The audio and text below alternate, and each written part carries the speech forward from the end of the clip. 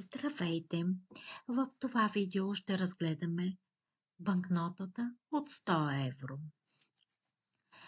В предходни видеа ние вече разгледахме евромонетите, които са доста подобни на левовите евромонети. Те имат обща за всички страни от еврозоната лицева страна и обратна, която е индивидуална за различните държави. В българския вариант ще бъде в ниските номинали с надписа стотинки, мадърския конник.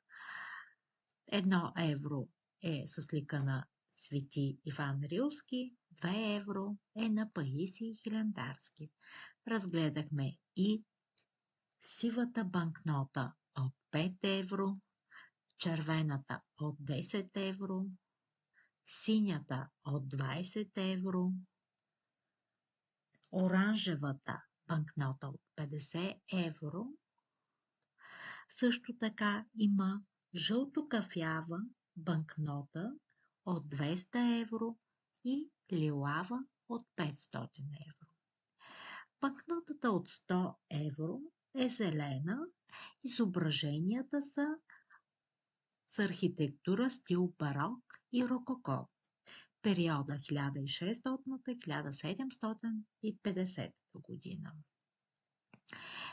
В двете серии това са вариантите на лицевата страна, където са изобразени прозорци и врати, както на всички евробанкноти лицевите страни. Прозорците и вратите са символ на европейския дух на отвореност и сътрудничество.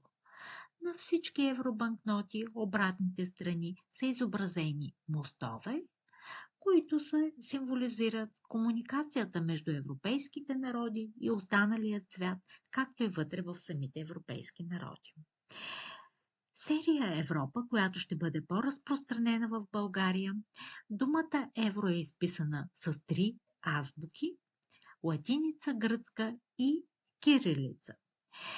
Съкръщението Европейска централна банка е изписано в 9 езикови варианта, включително и на кирилица, докато в първа серия, там езиковия вариант на Европейската централна банка е само 5 и липсва кирилицата. Виждаме, че изображенията на серия Европа са по-обемни, по-заоблени. Ето и мостовите. Това е серия Европа, първа серия. Картата на Европа в първа серия е в дясно, докато ето това е мостът в серия Европа, картата на Европа е в ляво, заедно с звездите. Нека да разгледаме и защитните елементи на банкнотата от 100 евро, които са достъпни за всеки един от нас. Пипни, разгледай и наклони. При пипане банкнотите, всички евробанкноти са с шумяща хартия, специална шумяща хартия. Номинала и основното изображение са с релефен печат, който помага на хората с нарушено зрение или незрящи да се ориентират по-лесно с банкнотата. Имаме портретен воден знак на Европа, прозорче с портрета на Европа, който е достъпен като се разгледа срещу светлина или на тъмна основа, смарангово зелено число и портретна холограма, които са достъпни при накланяне на банкнотата. Също така имаме и сателитна холограма, която е специално за банкнотата от 100 евро.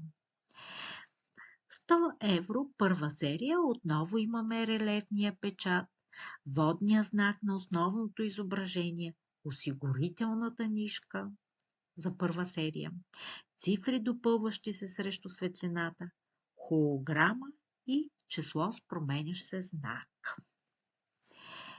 Това е първа серия.